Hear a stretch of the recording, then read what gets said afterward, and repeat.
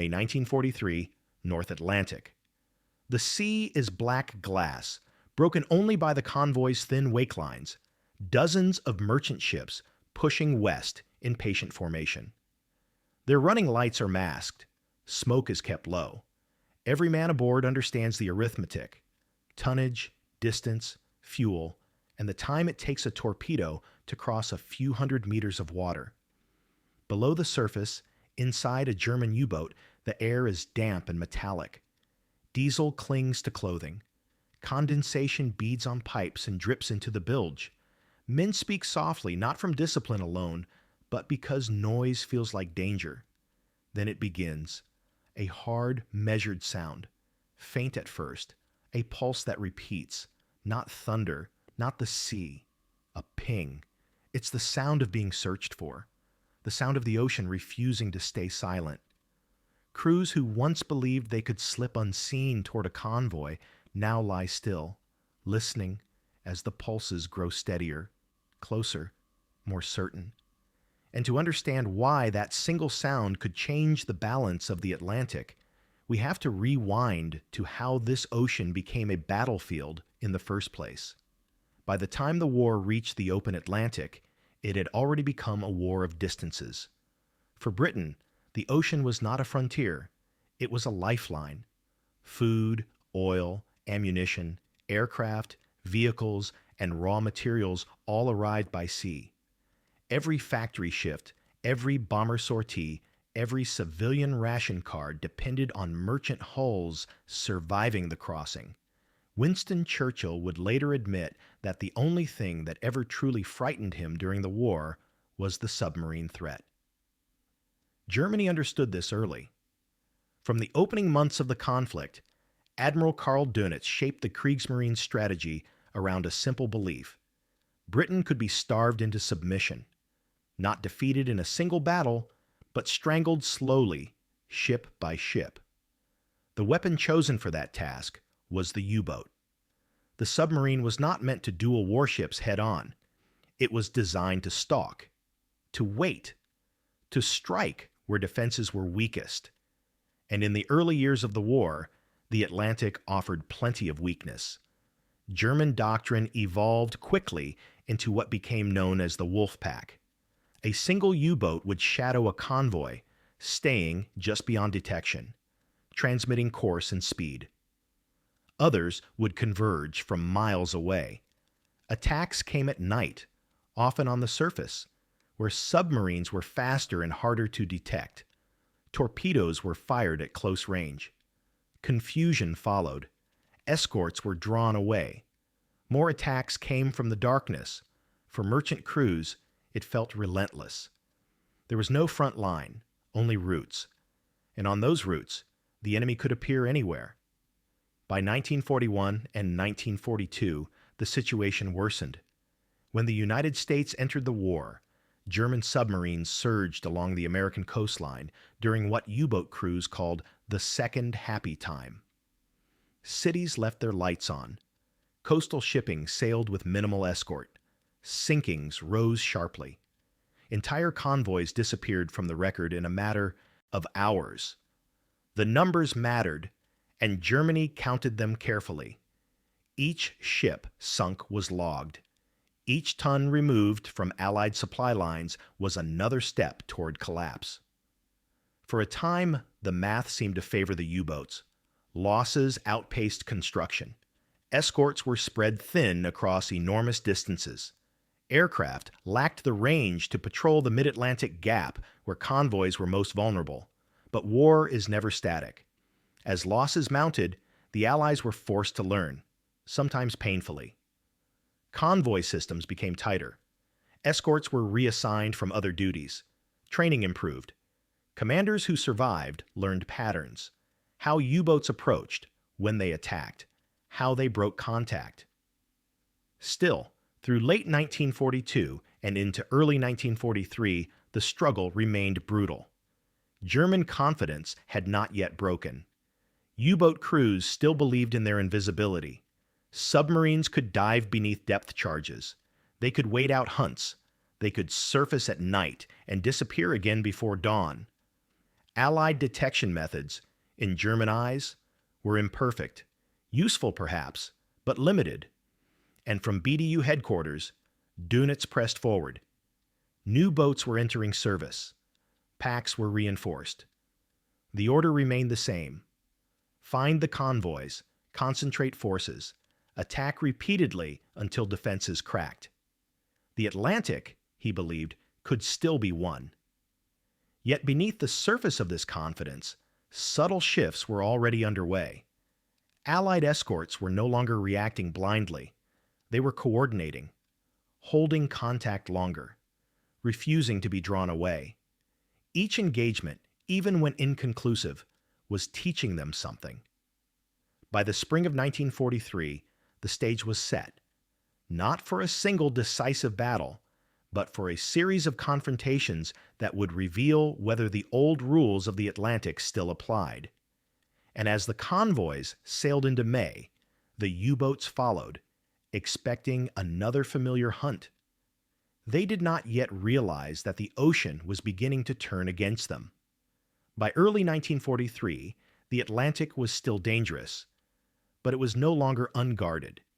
The transformation had not come from a single invention or a single command. It came from accumulation, from small improvements layered together until the balance began to shift, almost imperceptibly at first. The convoy system itself had matured. No longer loose assemblies of ships spread over miles of ocean. Convoys were tightened into compact formations, reducing the space a U-boat could exploit. Escorts were assigned with clearer responsibilities, some to stay close, others to hunt aggressively, but never at the cost of leaving the merchants exposed. Most importantly, escorts were learning not to panic. Early in the war, a single torpedo hit often drew escorts away in pursuit, opening gaps for follow-on attacks. By 1943, doctrine had changed. The convoy mattered more than the kill. Contact could be maintained without abandoning the screen. The goal was denial.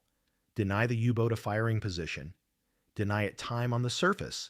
Deny it the initiative. Technology supported this shift, but it did not replace judgment. ASDIC, what Allied crews commonly called sonar, had existed before the war, but it was now being used with discipline. Operators were better trained. Contacts were classified more carefully. False returns were filtered out.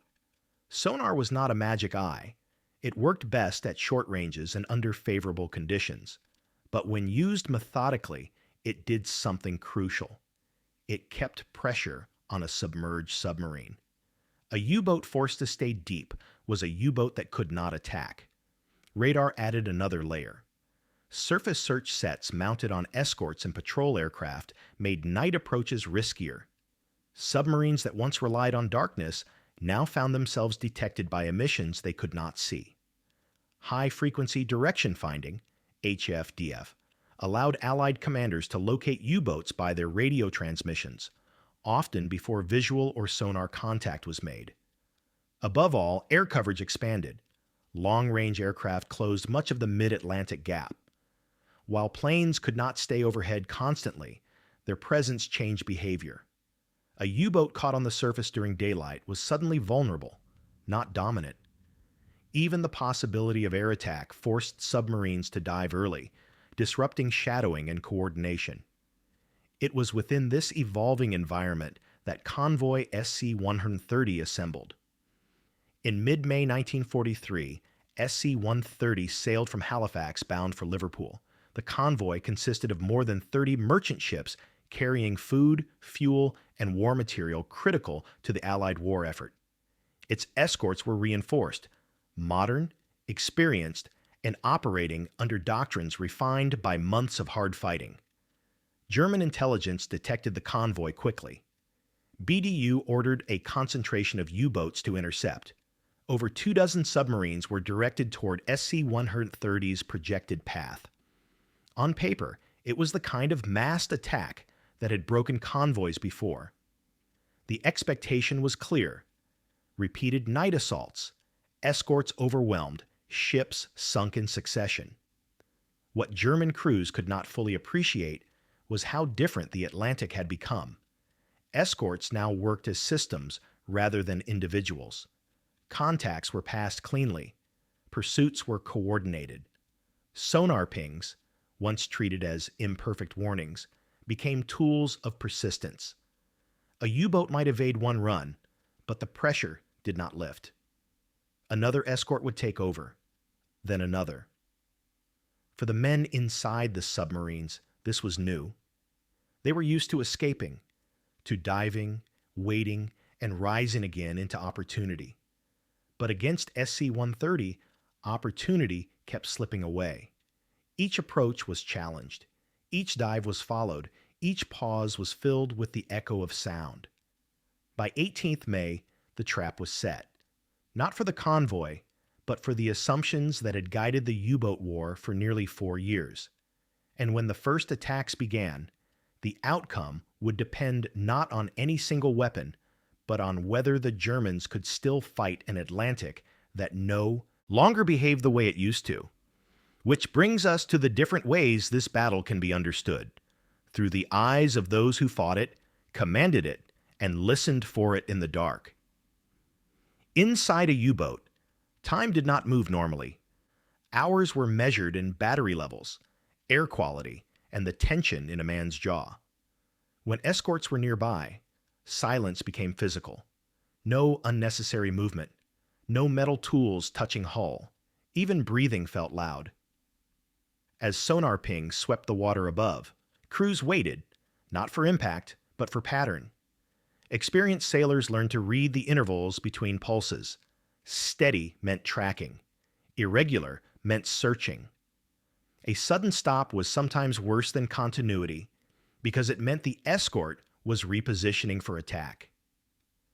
For many German submariners in May 1943, this experience was unsettlingly different from earlier patrols. Instead of brief hunts followed by escape, they faced prolonged pursuit. Escorts did not give up after a few depth charges. They returned. Again and again. Sleep became fragmented. Food was eaten cold. Men lay in bunks with boots on, waiting for the next run. Even when no explosives detonated, the psychological strain was constant. A submarine that could not surface was a submarine slowly losing options. The ocean, once a place of concealment, had become a presence pressing inward. And that pressure shaped every tactical decision that followed. From the escort's perspective, SC-130 was not a single fight. It was a sequence of denials. When radar, or HFDF, suggested a nearby submarine, the response was immediate, but controlled. Escorts did not rush blindly toward contacts. They maneuvered to protect approach lanes, forcing U-boats to dive before they could reach firing positions. Sonar was used to hold, not to hunt alone. One escort would establish contact. Another would position to relieve it. Depth charges were dropped not in hope, but in geometry. Calculated patterns designed to keep a submarine deep and defensive. The objective was attrition without exposure. Repeatedly, German boats attempted to approach the convoy at night, only to be detected on the surface and forced down. Once submerged, speed dropped. Battery power drained. Communication with other boats became risky. Each failed attempt reduced the pack's cohesion. By refusing to break formation, the escorts denied the U-boats their greatest advantage: chaos. No scattered ships, no isolated targets. The convoy moved forward as a single, guarded body. The Atlantic had become a chessboard where patience mattered more than aggression. Sonar did not destroy U-boats by itself. What it did was more subtle and more decisive. It removed uncertainty. An escort that could hold contact no longer had to guess. It could force a submarine to remain deep. It could dictate tempo. Even when depth charges failed to kill, they compelled endurance contests. The U-boat was not designed to win. Combined with radar and air patrols, sonar narrowed, the window in which a German submarine could function effectively. Surfacing at night, once routine, now carried risk. Remaining submerged too long meant exhaustion and depleted batteries. For German crews, this shift was deeply unsettling. The belief that Allied detection was unreliable had shaped years of confidence. Against SC-130, that belief eroded with every unbroken contact. The technology did not need to be perfect. It only needed to be consistent. And as escorts handed off sonar tracks from ship to ship, consistency became something the U-boats could no longer escape. Which left one question unanswered. How would command respond when tactics, technology, and human endurance all pointed toward the same uncomfortable conclusion? For Admiral Karl Dönitz and the staff at BDU, the Atlantic was a map covered in symbols, grid squares, sidings, transmissions, and projected intercept lines. On that map, convoys were targets, and U-boats were pieces to be maneuvered into killing positions. The logic of the Wolfpack depended on coordination. A single submarine could rarely overwhelm a guarded convoy, but a concentration could. The solution was to assemble boats along likely routes, then direct them into contact through radio traffic. By 1943, that dependence on radio had become both strength and exposure. The moment a U-boat transmitted, it risked being located. Yet without transmissions, the pack could not assemble in time. BDU had to push coordination hard enough to mass boats, while knowing that every order might help the escorts find them faster. On the Allied side, escort commanders faced their own dilemma. Protect the convoy at all costs. Yes, but how aggressive could they be? Every time an escort chased a contact too far, the merchant screen thinned. Every time they stayed too close, they risked allowing a submarine to slip into firing position. The best leaders balanced both. They attacked just hard enough to deny, just long enough to break momentum, then returned to the screen before the convoy was exposed. That discipline, more than any single weapon, was what made SC-130 different. And it forced German command into a dangerous choice: keep pressing into a defense that no longer cracked the way it used to. Earlier in the war, many German crews had viewed Allied detection as a nuisance rather than a death sentence. They had experienced hunts that ended with the escorts losing contact. They had watched depth charges explode at a distance, then surfaced later to attack again. That history built confidence. It also built contempt. By May 1943, that contempt was being replaced by something else: caution, then alarm. The difference was not just the number of escorts or aircraft. It was the sense that the Allies were now fighting as a system. A U-boat could avoid one escort. It could evade a single sonar track.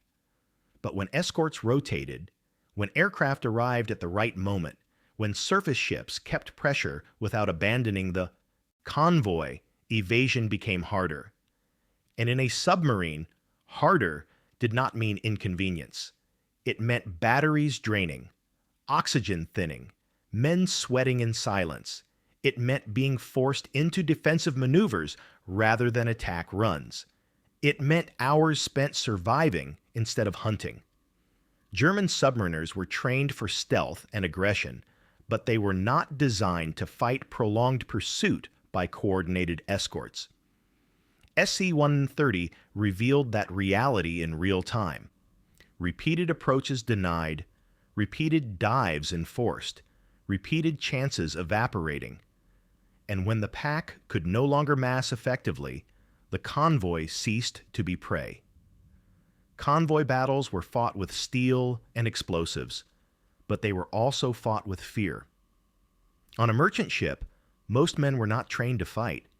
They were trained to keep engines running, to stand watch, to handle cargo, to survive storms. Yet they crossed the Atlantic knowing that fire could arrive without warning. When a ship was hit, it was often sudden: an eruption of water and metal, flames licking through cargo holds, the ship slowing, listing, then dying. In the North Atlantic, survival time in the water could be measured in minutes. For the escorts, the moral pressure was constant. Every decision carried lives. Chase a contact too far, and you might save nothing. Stay too close, and you might fail to stop the next torpedo. For the U-boat crews, morality was buried beneath duty and doctrine, but it was never absent. They lived with the knowledge that their success meant men freezing in the dark. And they also knew, increasingly in 1943, that failure could mean the same fate for them. Because when a submarine was destroyed, it did not leave many survivors. It vanished. This is what made SC-130 more than a tactical story. It was a collision of systems and human limits, where the outcome would decide whether dozens of ships reached port or whether the Atlantic claimed them as it had claimed so many before. And all of these angles narrow toward a single, decisive sequence. 3 days in May 1943 when the pack expected a harvest and the convoy refused to break. The first signs were not visual. They rarely were. They came as fragments, direction-finding bearings, radar flickers at the edge of range, the subtle sense that the convoy was being watched. Out on the North Atlantic, SC-130 kept its steady course westward, a moving island of steel and cargo, its escorts sliding in disciplined arcs around the formation like guard dogs that never slept. For the U-boats, the work began with patience. One boat, then another, found the convoy's trail. Shadowing was a craft, staying far enough back to avoid being forced down, close enough to keep the convoy within reach, and transmitting just enough to pull the rest of the pack into the same patch of ocean. The German plan depended on mass, multiple boats arriving in time, striking from different directions, turning the convoy into a confusion of burning ships and scattered survivors. But SC-130 did not scatter. As darkness settled on 18th of May, the convoy tightened. The escorts did not drift. They did not chase shadows for miles and leave holes behind. They moved with intent, denying approach lanes before torpedoes could even be fired. On the surface, night had once belonged to the submarine. A U-boat running on the surface could be faster than many escorts, its low silhouette almost invisible beyond the foam line. Earlier in the war, this was where the kill often began. Surface approach, quick calculation, torpedoes away, then vanish before the escorts could organize a response. In May 1943, the night was no longer empty. Radar did not need to show a perfect picture. It only needed to give a warning. Something out there. A shape that didn't belong. The moment an escort suspected a surface approach, it moved to challenge it. And the moment the U-boat realized it had been seen, it did what submarines always did when the surface became unsafe. It dove. That single action, forced, repeated, and sustained, was one of the quiet killers of U-boat operations. A submerged boat was slower. It was trapped by its own batteries. It could not easily coordinate. It could not attack at will. And once it was under, the sonar began. A measured pulse, an echo, then another. The escort did not need to destroy the submarine immediately to win that moment. It only needed to hold contact long enough to ruin the attack, to keep the boat down while the convoy continued ahead, to hand the contact to another escort when fatigue and sea conditions demanded a change. This is how the battle unfolded. Not as one dramatic exchange, but as a chain of denials. German boats attempted to slip in at the edges. Escorts countered with sharp turns, quick bursts of speed, and disciplined returns to station. A contact would form, close, then closer, and suddenly the ocean around an escort would erupt in controlled violence as depth charges were dropped in patterns designed to punish a submarine's uncertainty. For the convoy, these detonations were heard and felt as dull impacts through the hulls, distant thunder rolling under the sea. Merchant sailors counted them in silence, imagining what they meant. Some prayed for a hit. Others prayed simply that the explosions were far enough away. Inside the U-boats, each run was an endurance test. Depth charges did not have to strike to be terrifying. Their power came from pressure waves, from the way the water itself became a weapon, shaking bolts, cracking gauges, bursting light bulbs, making a steel cylinder feel suddenly fragile. Men pressed their palms to bulkheads and felt the ocean hammering the hull like a giant fist, and still the pings continued. Hours passed like this, in cycles of approach and denial. Whenever a U-boat tried to rise toward periscope depth and regain speed in air, an escort's contact would tighten again. Whenever it tried to reposition, it found itself being forced into evasive maneuvers, turning away, going deeper, losing the geometry it needed for a clean shot.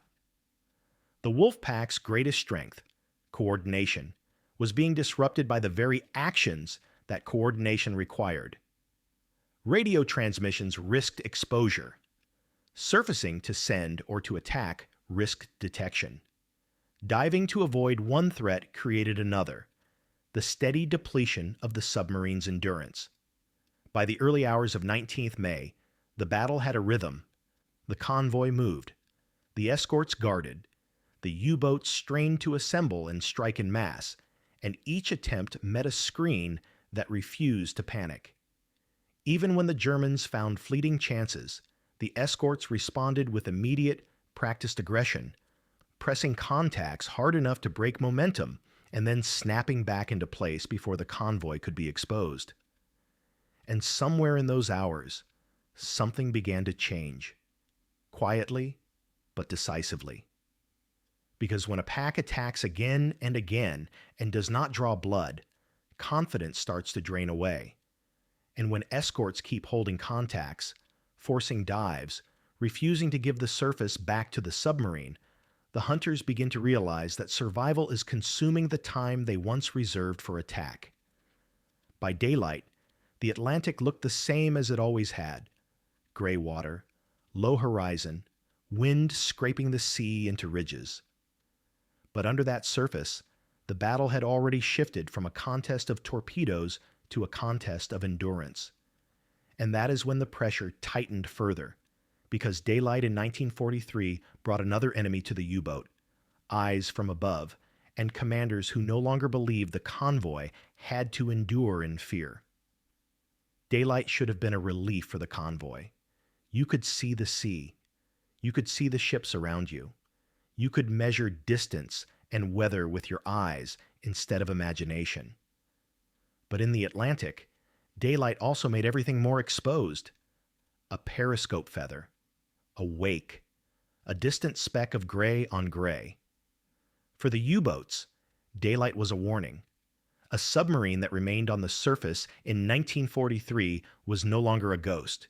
It was a target, vulnerable to aircraft, to radar, to sudden attack that offered little time to dive deep enough, even surfacing briefly to recharge batteries or to transmit carried risk. And against SC-130, risk was everywhere. By 19th in May, BDU had done what it had done so many times before. It had pushed boats toward the convoy's path and urged repeated attacks. Multiple submarines made contact. Multiple submarines tried to close.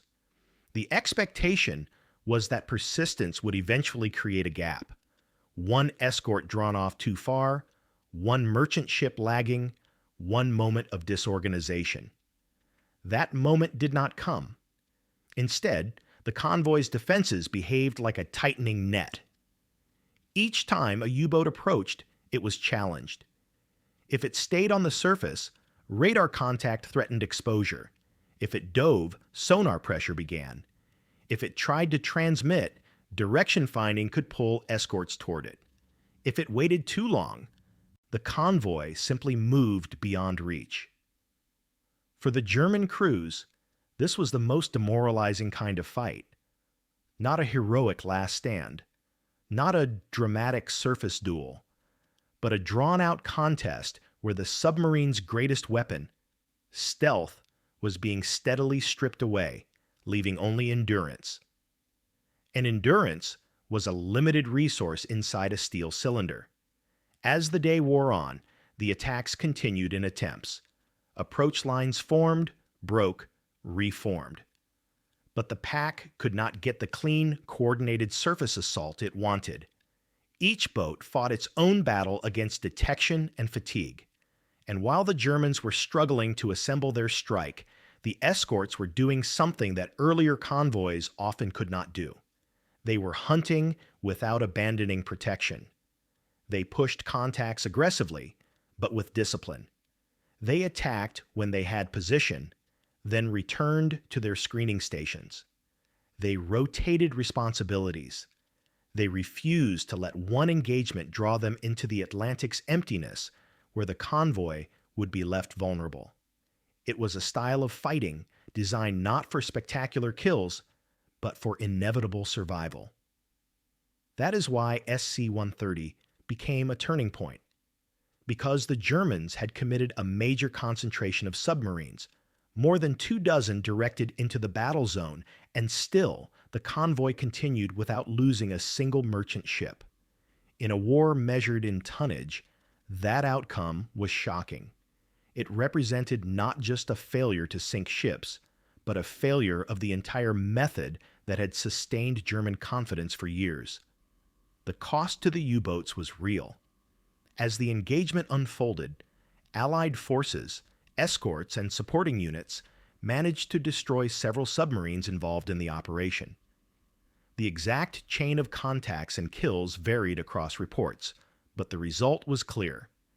U-boats were being lost in the process of trying to break SC-130, and the convoy itself remained intact. That combination, convoy survival and submarine losses, was the nightmare scenario for BDU. The U-boat campaign could tolerate failed attacks. It could even tolerate occasional losses, but it could not tolerate repeated concentrations that achieved nothing while boats disappeared. Submarines were not disposable weapons. They were highly trained crews and complex machines, and when they went down, they rarely came back. By 20 solid May, the assault was collapsing under its own costs. The convoy's formation remained steady. The escorts remained aggressive. The ocean around SC-130 had become hostile ground for submarines rather than open hunting territory. And the German command faced the truth it had resisted for months. The conditions that once favored U-boats were changing faster than their tactics could adapt. When the convoy finally pushed out of immediate danger and the U-boat concentration dispersed, there was no dramatic victory signal from the merchant ships, no celebratory flares, no roaring speeches, just exhaustion. Cold, hands gripping rails, men staring at the sea as if expecting it to change its mind. But something had changed, because the Atlantic had just produced a result that would have seemed improbable only a year earlier. A heavily targeted convoy surviving sustained U-boat pressure without losing a single merchant ship. And when that happens in a war of supply, the consequences ripple outward, into strategy, into morale, into the decisions made in headquarters and shipyards on both sides of the ocean. The battle for SC-130 ended not with a final explosion, but with a quiet withdrawal, the kind that tells you the attacker has lost more than a fight. It has lost certainty. And now, the aftermath begins, measured in reports, in altered orders, and in a growing realization that the U-boat war, as it had been fought, could not continue unchanged. When convoy SC-130 reached port, the most important number wasn't how many ships it had lost. It was that it had lost none. In the Atlantic War, nothing happened was often the rarest outcome of all. A convoy that had been heavily targeted by a major U-boat concentration and still delivered every merchant ship was not just a success. It was a message written in shipping manifests and arrival logs. The system was working. For the merchant sailors, the relief came in stages. First, the sound of depth charges fading behind them. Then the realization that the convoy's rhythm had returned to normal. Engines steady, watch rotations continuing, the horizon no longer feeling like a place where death might suddenly rise. And finally, landfall, the sight of harbor water replacing the open Atlantic's endless gray. But for the war itself, SC-130 mattered because it compressed multiple changes into one clear result. German command had directed more than 24 U-boats into the operation zone. This wasn't a stray encounter or a small skirmish. It was a coordinated attempt to do what wolf packs had done repeatedly: overwhelm escort screens through persistence and numbers. Yet the convoy survived intact. That outcome damaged the psychology of the U-boat arm in a way that statistics alone could not, because submariners could accept risk when the rewards were visible. They could endure hunts and near misses when they believed the Atlantic still belonged to them at night. They could rationalize losses as the price of starving Britain. But a convoy that refused to break, despite massed pressure, suggested something deeper. The sea was no longer their environment. And there was another blow layered into the same engagement. In trying to break SC-130, multiple U-boats were destroyed. In a campaign already turning costly by May 1943, each submarine lost represented far more than steel. It represented training pipelines, veteran experience, and crews who would never return. This was not happening in isolation. May 1943 became infamous among U-boat crews and commanders for a reason. It was the month when losses accelerated and the balance of the Battle of the Atlantic began to tilt in a way Germany could not ignore.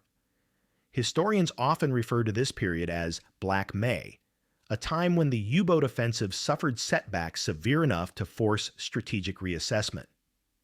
SC-130 fit into that pattern like a hard, undeniable data point. A large U-boat concentration engaged, repeated attack attempts, Allied defenses held, merchant ships arrived, submarines were lost. For the Allies, this was a validation of doctrine and investment. Convoys worked when properly escorted. Coordination worked when escorts were trained and disciplined. Technology worked when integrated into tactics rather than treated as a miracle. Sonar was not a guarantee of destruction, but it was a guarantee of pressure. And pressure, applied over hours and days, could defeat the submarine's entire method of war.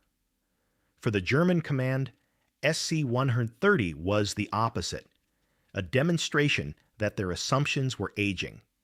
Wolf packs required communication. Communication created vulnerability. Night surface attacks required freedom of movement. Freedom of movement was being stripped away by radar, aircraft, and coordinated escorts. The U-boat arm was being pushed into a corner where it had to choose between attacking and surviving, and those choices would reshape the campaign. Because once the attacker begins to withdraw, not just from one convoy, but from the pattern of fighting that once defined its success, the war at sea changes character. It becomes less about ambush and more about control of routes, logistics, and sustainable pressure. SC-130 did not end the U-boat threat overnight, but it showed that the Allies could now do something they had struggled to do earlier in the war: absorb a concentrated assault and keep moving. And once that becomes possible, the consequences go beyond a single convoy. They reach into German planning rooms, Allied shipyards, and the morale of every sailor who will sail the Atlantic after May 1943. Because the deeper consequence isn't the tally. It's what both sides learned from it, and how quickly they would be forced to adapt. For Germany, the aftermath of SC-130 was not a moment of mourning. It was a moment of calculation. The U-boat arm had been built on a promise that submarines could strike, disappear, and return to strike again. It was a war of repeated chances. You didn't have to win every encounter. You only had to keep sinking ships faster than the Allies could replace them. But SC-130 showed what happened when the convoy system reached a point where repeated chances stopped being available. A U-boat forced underwater early, held down by sonar pressure, threatened by radar and aircraft when it surfaced, and exposed by the radio transmissions needed to coordinate a pack, was no longer an offensive weapon in the way Dönitz had intended. It was a machine trapped in a defensive cycle. That is why May 1943 forced decisions. Not because Germany suddenly lost interest in the Atlantic, but because the cost curve was bending the wrong way. When a convoy survives intact and submarines are lost in the attempt, the campaign becomes self-defeating.